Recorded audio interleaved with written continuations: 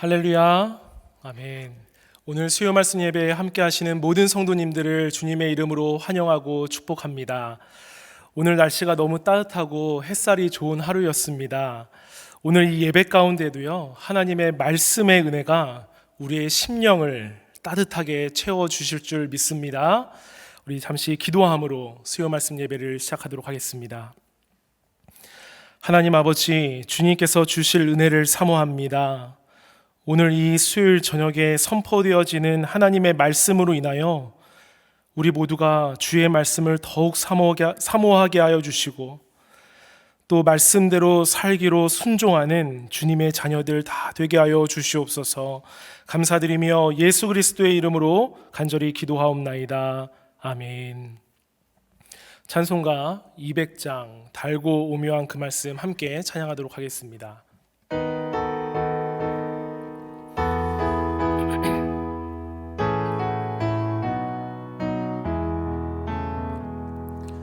달고 묘한 그 말씀, 생명의 말씀은 귀한 그 말씀 진실로 생명의 말씀이 나의 길과 믿음 밝히 보여주 아름답고 귀한 말씀 생명샘이로다.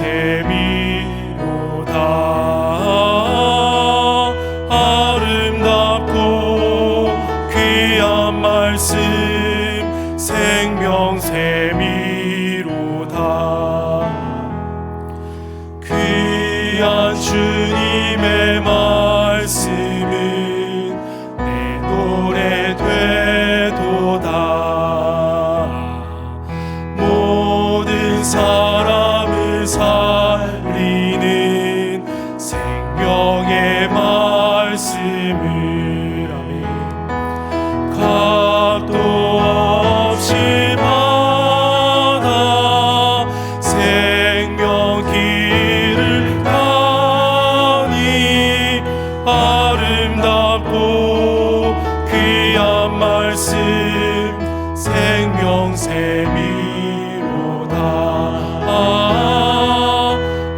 아름답고 귀한 말씀 생명샘이로다.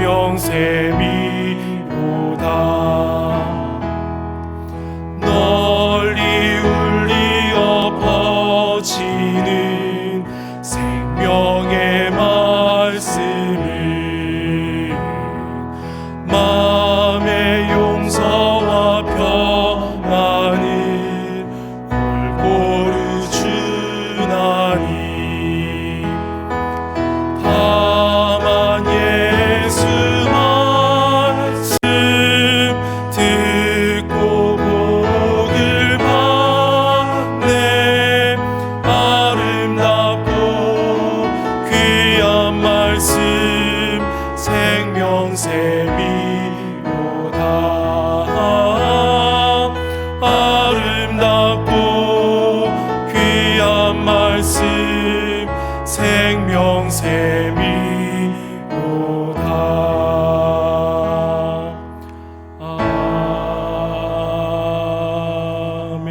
아멘. 이 시간 하나님께서 주시는 말씀은 신명기 17장 18절로 20절까지의 말씀입니다. 제가 가진 구약성경 289페이지에 나와 있습니다. 신명기 17장 18절로 20절까지의 말씀을 제가 대표하여 읽겠습니다. 그가 왕위에 오르거든 이 율법서의 등사본을 레위 사람 제사장 앞에서 책에 기록하여 평생에 자기 옆에 두고 읽어 그의 하나님 여호와 경외하기를 배우며 이 율법의 모든 말과 이 규례를 지켜 행할 것이라. 그리하면 그의 마음이 그의 형제 위에 교만하지 아니하고 이 명령에서 떠나 좌로나 우로나 치우치지 아니하리니 이스라엘 중에서 그와 그의 자손이 왕위에 있는 날이 장구하리라. 아멘. 잠시 기도하겠습니다. 하나님, 주의 생명의 말씀이 생명샘이 되게 하여 주시옵소서.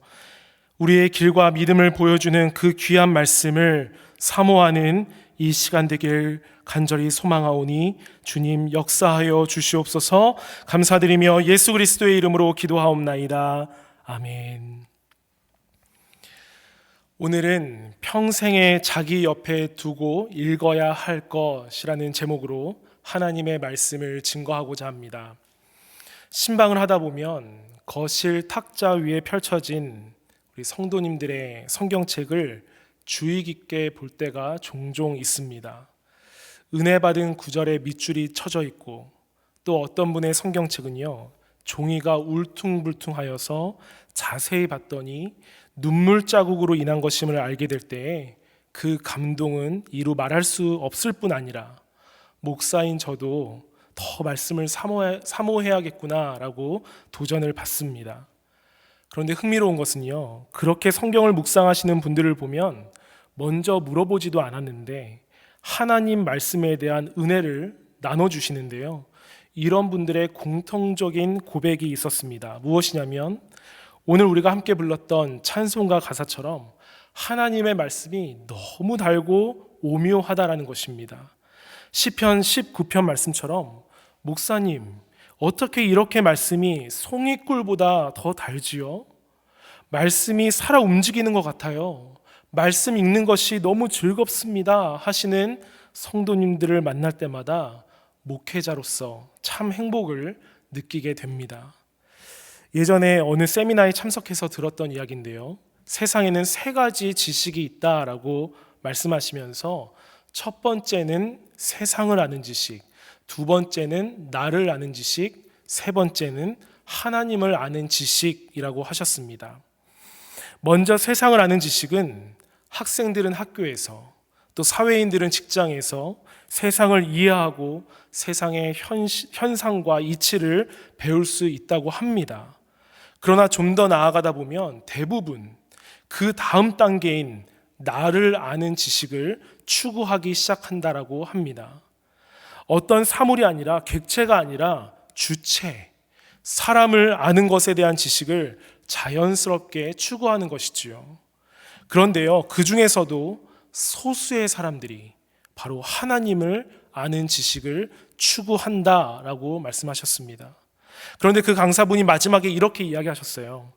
꾸준히 그 하나님을 알아가는 지식을 추구하다 보면 역으로 진짜 내가 누구인지, 그리고 세상이 무엇인지 정확하게 이해할 수 있는 안목과 지혜와 명철을 하나님께서 주신다라는 것입니다. 여러분도 믿으십니까?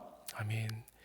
사실 신명기 오늘 말씀의 27장의 말씀은요, 하나님이 이스라엘 백성들의 요청에 왕을 세우는 것을 허락하시면서 왕의 기준이 어떠해야 하는지, 다시 말해 영적 리더의 조건이 무엇인지를 알려주시는 말씀으로 우리는 알고 있습니다. 그러나 오늘은 그 안에서 하나님을 알아가는 것이 얼마나 중요한지 함께 나누기를 원하는데요, 먼저 배경의 말씀을 나누고 싶습니다. 하나님은 이스라엘 백성들이 참 신이신 하나님만 온전히 믿고 따라주길 바랬지만 백성들은 계속적으로 인간 왕을 요구했습니다. 왜입니까? 하나님이 당장 눈에 보이지 않기에, 그분이 존재한다는 사실은 알겠는데 보이지 않으니 뭔가 속 시원하지 않고, 또 다른 나라의 왕들을 보니 뭔가 비교가 되고 그런 것입니다. 그래서 이들도 인간 왕을 세우려고 계속 하나님께 매달리지요. 결국 하나님이 이렇게 말씀하시는데요, 17장 14절을 제가 읽습니다. 내가 내 하나님 여호와께서 내게 주시는 땅에 이르러 그 땅을 차지하고 거주할 때에 만일 우리도 우리 주위의 모든 민족들 같이 우리 위에 왕을 세워야겠다라는 생각이 나거든. 늘 이 말씀을 여러 번 읽을 때마다 느끼는 것은요, 하나님 참 서운하시겠다라는 것입니다. 지금까지 광야 생활과 또 수많은 사건을 통하여 직접 말씀하시고 인도하셨는데 결국 눈에 보이는 사람 왕을 세우려고 하는구나.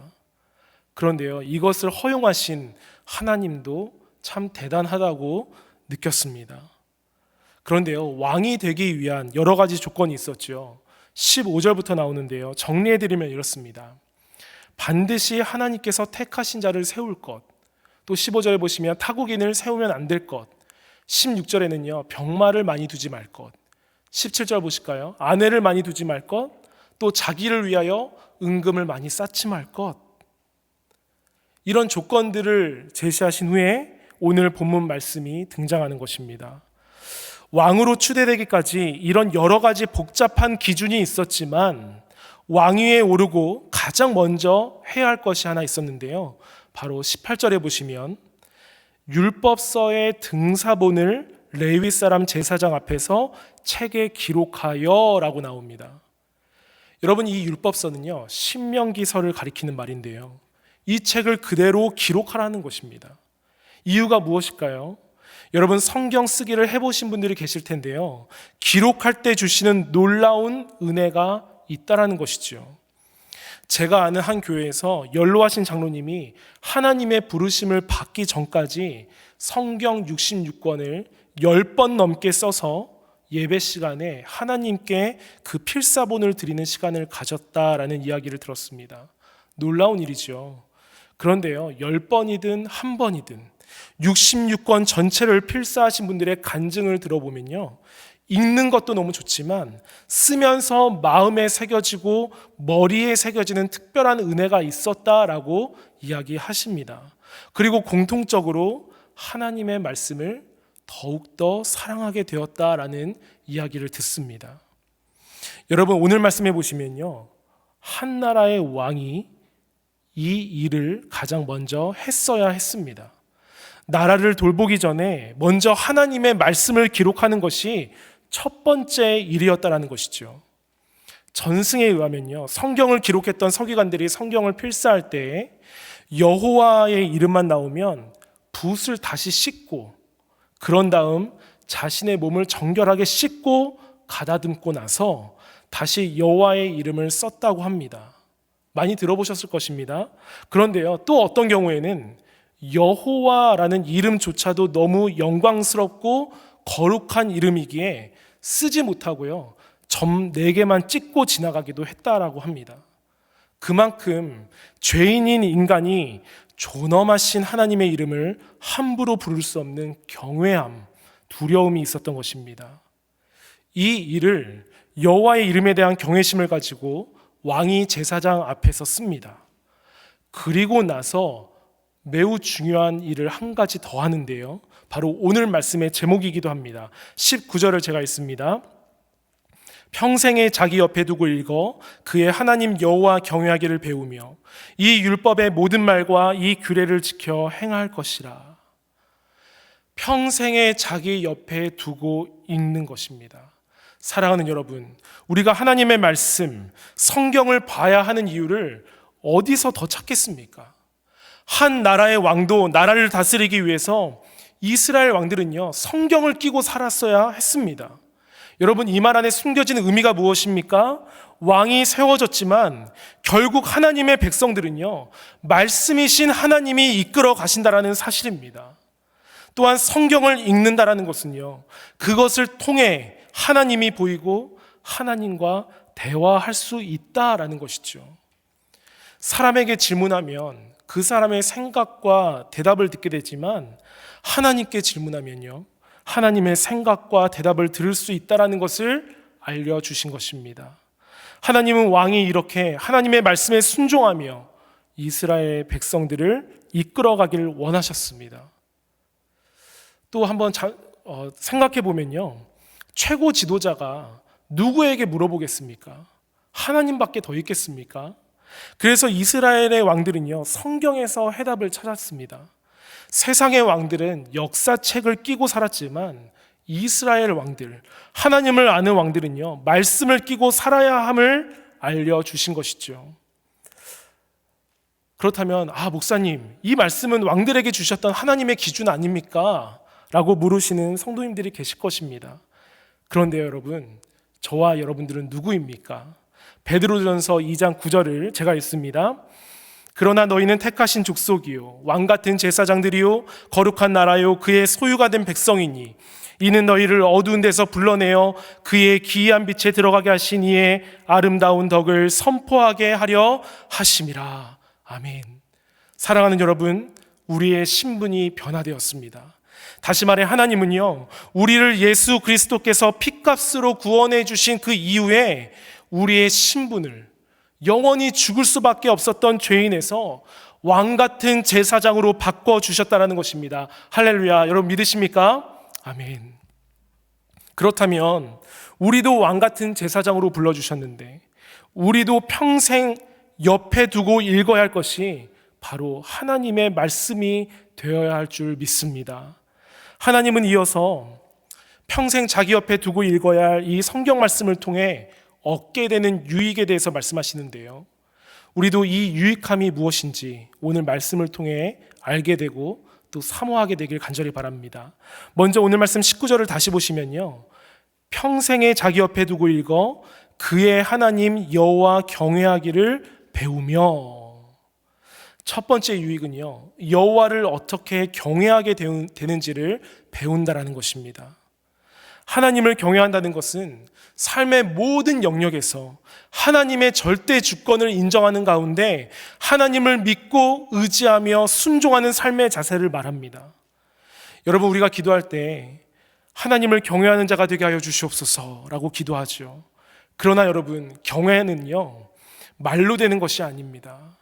하나님의 말씀을 옆에 두고 읽을 때에 경외가 무엇인지 배우게 된다는 것입니다. 말씀을 읽고 묵상하는 자들은요, 스스로 자신이 지혜롭다 말하지 않습니다. 읽으면 읽을수록, 묵상하면 묵상할수록 내가 가진 것들로 내 삶을 이끌어갈 수 없다라는 것을 느끼고, 하나님 없이는 내 인생 안 되는구나 고백하는 자가 되는 것이 하나님의 말씀을 가까이 하고 묵상하는 자들의 특징이며 바로 하나님을 경외하는 자의 진짜 모습인 줄 믿습니다. 여러분, 왕들도 마찬가지였죠. 말씀을 평생 옆에 두고 읽을 때마다 내 힘으로 이 나라를 이끌어가는 것이 아니라 말씀을 통해 하나님이 이끌어가심을 인정하며 살아가는 그 자세를 배우게 되는 것입니다. 사랑하는 여러분, 우리에게 이것이 깨달아지는 은혜가 있게 되길 간절히 바랍니다. 오늘 말씀을 준비하면서요, 요즘 우리 교회에서 매일 하고 있는 사순절 신약성경 통독이 생각났습니다. 그리고 더 간절히 기도하게 되었는데요, 하나님, 지금 이 사순절 기간 신약 성경 통독표를 가지고 오전이든 오후든 자신이 정한 시간에 말씀 통독하시는 모든 성도님들 모두가 말씀을 읽어가는 기쁨도 누리되 말씀을 읽을수록 자신은 낮아지고 하나님만 높아지며 하나님 경외하기를 배우게 되는 주님의 자녀 다 되게 하여 주시옵소서라는 기도가 나왔습니다. 함께 통독하시는 모든 성도님들에게 이 축복이 가득 넘치게 되길 간절히 바랍니다. 아멘. 이어서 20절의 말씀을 제가 읽습니다. 그리하면 그의 마음이 그의 형제 위에 교만하지 아니하고 이 명령에서 떠나 좌로나 우로나 치우치지 아니하리니 이스라엘 중에서 그와 그의 자손이 왕위에 있는 날이 장구하리라. 여러분, 두 번째 유익은요, 하나님의 말씀을 옆에 두고 사는 사람들은 교만하지 않고 좌로나 우로나 치우치지 않는 균형을 이루는 삶을 살게 된다는 것입니다. 에스겔서를 보시면요, 두로와 애굽이 망하는 이유로 교만함을 들고 있습니다. 두로라는 나라는요, 해상권을 장악했던 나라였는데 우리는 물의 신이다 할 정도로 물이 그들에게는 의지의 대상이었고, 또 애굽은 어떻습니까? 바로왕 자신이 하나님보다 더 능력 있는 신, 그리고 자신이 유일한 신이라고 생각했기에 하나님은 그 교만한 것들을 꺾으셨던 것입니다. 여러분, 이 모든 일의 시작이 무엇이었습니까? 바로 말씀이 없어서, 말씀의 부재로 일어난 일이었죠. 여러분, 우리도 쉽게 점검할 수 있지 않습니까? 믿는 자들에게는 희한한 패턴이 하나 있죠.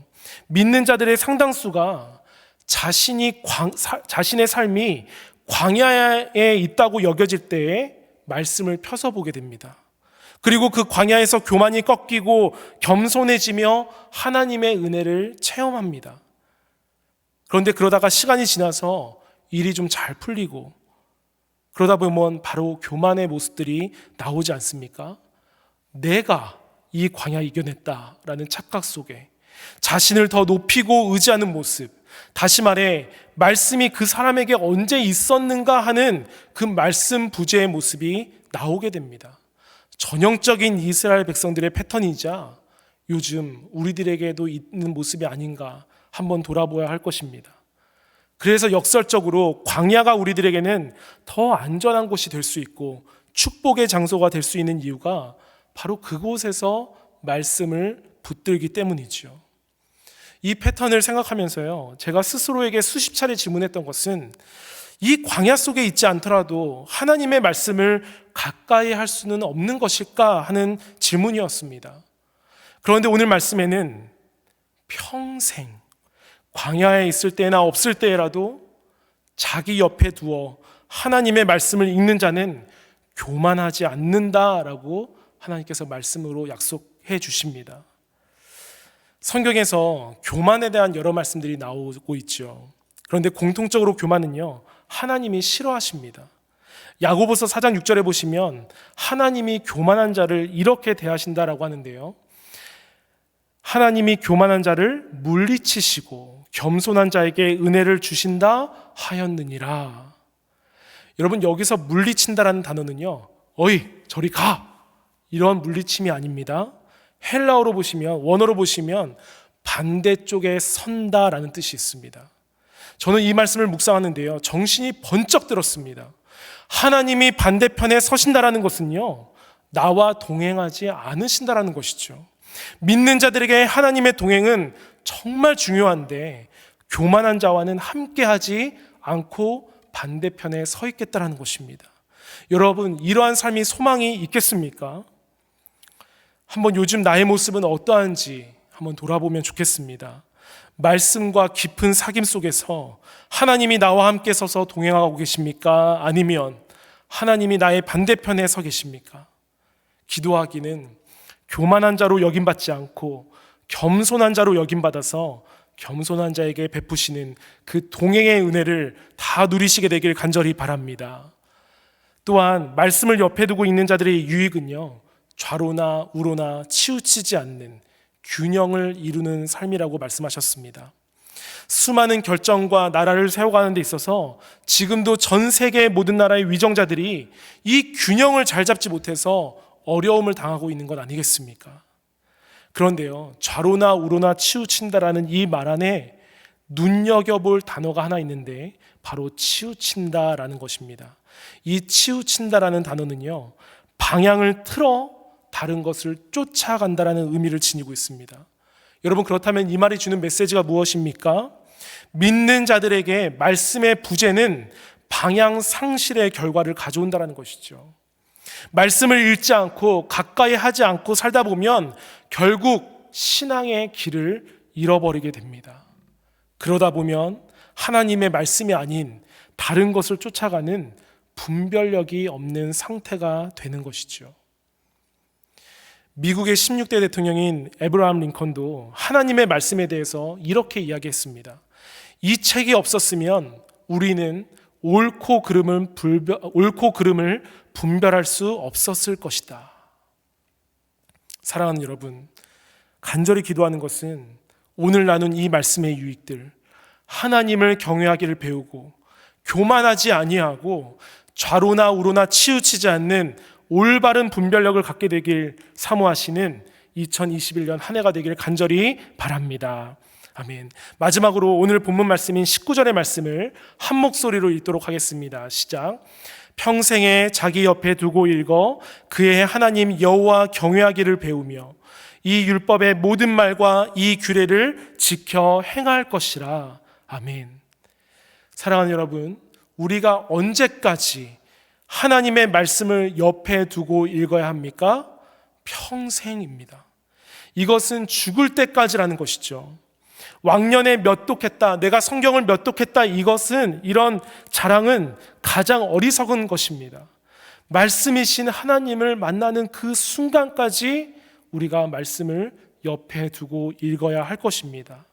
그리고 평생에 두고 읽어야 할 말씀의 유익을 얻기 위해서 우리가 꼭 놓치지 말아야 할 것이 있는데요, 바로 오늘 이 19절 마지막 절에 나와 있는 것처럼 지켜 행하는 것, 바로 순종인 줄 믿습니다.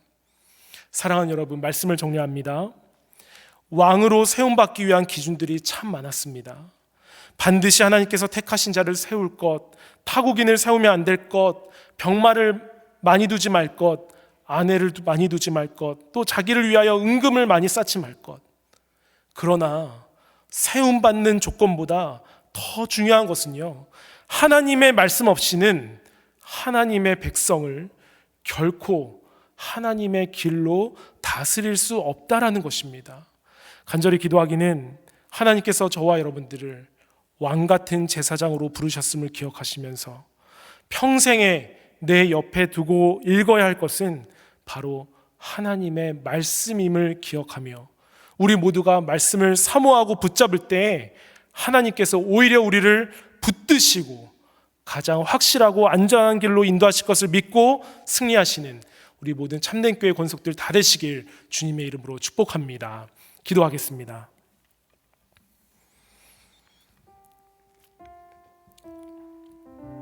이 시간 기도하실 때 하나님, 오늘 신명기 17장의 말씀이 왕의 조건에 관한 말씀이었지만 왕 같은 제사장으로 부르신 하나님의 백성으로 살아가는 우리들에게도 하신 말씀인 줄 믿습니다. 평생에 우리 옆에 두고 읽어야 할 것이 바로 하나님의 말씀임을 기억하게 하여 주시고, 말씀을 읽으면서 살아 역사하시는 하나님을 만나게 되는 우리 모두가 되게 하여 주시옵소서. 주의 말씀을 대할 때마다 하나님을 경외함을 배우게 하여 주시고, 우리 안에 교만함이 사라지며 또 하나님 방향이 아닌 다른 방향으로 치우쳐지는 일이 없도록 은혜 허락하여 주시옵소서. 이 시간 말씀을 기억하며 간절한 마음으로 기도하며 나아가도록 하겠습니다. 하나님 아버지, 감사합니다.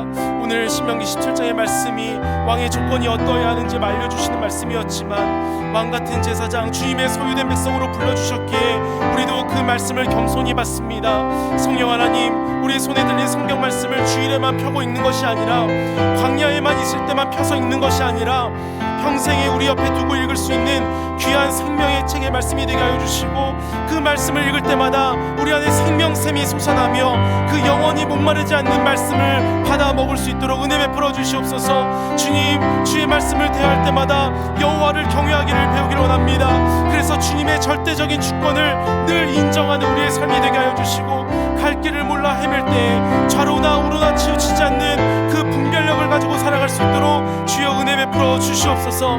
그래서 평생에 그 말씀에 순종하며 지켜 행할 때 하나님께서 우리를 견고하게 세워주시는 그 역사를 경험하게 하여 주시옵소서. 하나님 감사합니다.